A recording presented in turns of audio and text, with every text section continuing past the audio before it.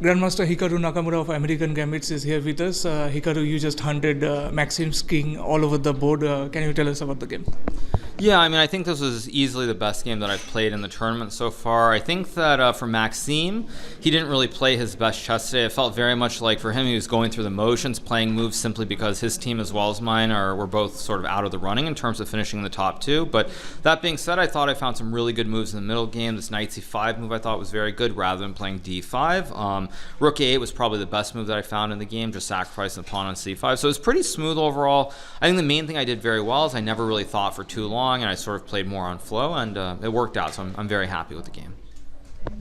So when he started running away with his king e4, what would you say he could have done better? I mean, I haven't looked at it yet with the engine, but my best guess is that b4. I think b4 was probably the critical mistake, if I could say that. I mean, I haven't looked at it with an engine, but after I played rook d8, king e4 is losing for sure, and maybe the computer will show some magic way to survive there, but everything's kind of hanging. There are all kinds of discoveries on the king. I have rook a3, knight e5. I mean, with all these ideas, I think it's impossible to find, especially with no increment. I mean, if you have like maybe a 5-second increment, you can maybe run down to 30 seconds and be like Grishuk or Ali Reza, but in general, it seemed too late. So I think probably the big mistake was when he went knight takes c5. I think there he still might have had b4 at this point, or maybe instead of rook d1, b4. I thought he had to do something right away to try and simplify, because to me at least it seemed that he underestimated how strong rook a8 was going to be. So maybe around there he could have done something differently, but overall, I mean, it was just one of those games that was very one way, and fortunately it was in my favor. The path for American Gambits to advance to the finals might be over, but still your team scored a dominating victory. So what would you say is driving the team to move forward? Yeah, I mean, I think the main thing at the team is that we've been a little bit unfortunate. I mean, I actually, when I wrote to the team last night, one of the unfortunate things is we lost both the matches to Magnus' team. We should have won at least one of those matches. I think 1 out of 2 would have been the fairest score, but we ended up losing both. In the first one, Bier lost this very difficult game to Darda, which he probably should not have lost. And then the second match, was it Bibisar? There's another game that we lost that we never should have lost as well. So I would argue we probably should have won one of those two. If we do, we're in the hunt, but it comes down to the margins, and things didn't really break our way, and that's just how it goes sometimes. But that being said, I think all the players on the team, they've had moments when they played very well. I think everybody can be happy about something.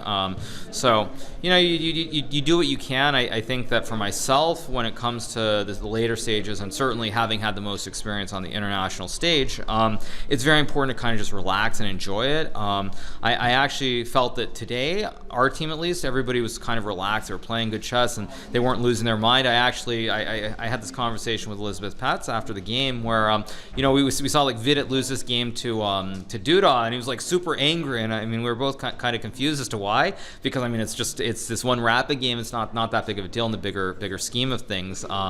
So I think the main thing is just trying to keep everybody relaxed and somewhat calm, because I think whenever there's pressure or there are expectations, or for example they may even feel expectations because I'm playing for the team, it's very important to sort of keep everybody level-headed, and if you do that, I think good things can happen. And overall, I'm pretty happy with the team the way they've played. We've been a little bit unlucky at times. I mean, Bibisara had a couple of shaky games at the start, but overall, I'm pretty happy with everybody.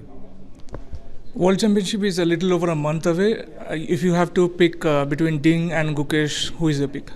Yeah, I mean, I've said this many times already, both here and on streams and everything else. I mean, unless Ding has a way to suddenly reverse, basically I would say have basically short-term memory loss, where everything that's happened over the last year goes out of his mind, and he's able to play great chess as well. It's just, I don't see it being a close match. I think that all the signs point to a clear and dominating Gukesh victory. First of all, he's been playing much better chess over the last year and a half. Secondly, he's much younger, so he is still improving. He has not peaked in terms of the level that his chess can get to.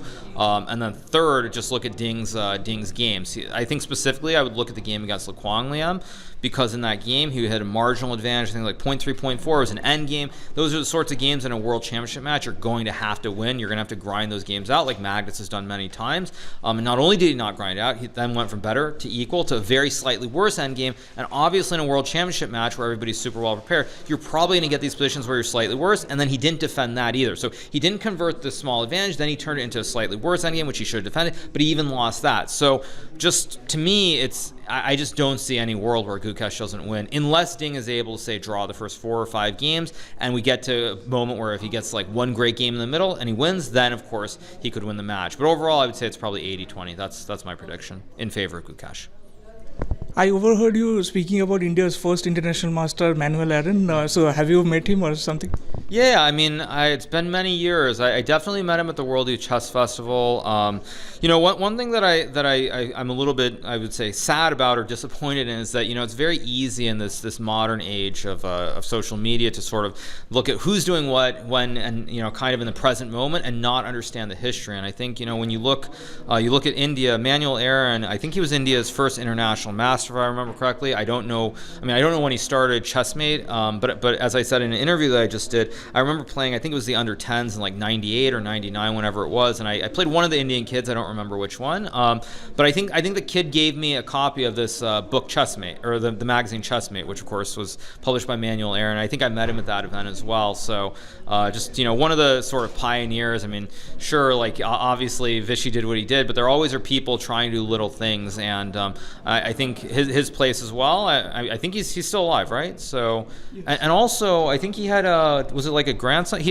had someone he had like a grandson or someone who's very good at chess, like 23-2400 also.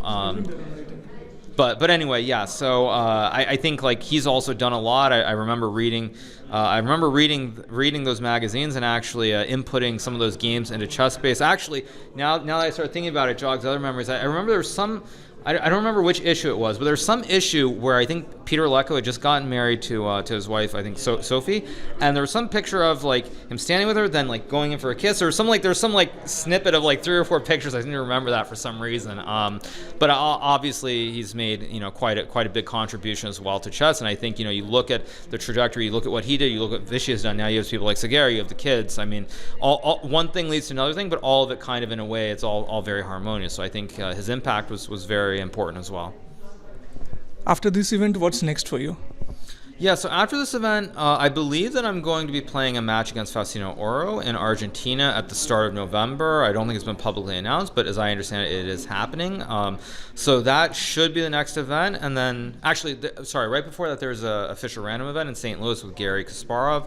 And a few of the other top American chess players. So then I do that. Then I have the match in Argentina, and then probably the World Rapid and Blitz in New York City. That should be my schedule. After that, it's very unclear. I mean, I've said it a few times that when it comes to classical chess, I'm going to pick the tournaments very carefully and really focus on it in 2025, probably in the latter half of the year. So I'll figure out the events that I'm playing. I think I'm playing Norway chess in May, if I remember correctly. But it's more just trying to figure out which events to play and go from there. So I'm enjoying it. Thank you very much, Hikaru, for your valuable time. Good luck for the last match and your future endeavors. Thank you.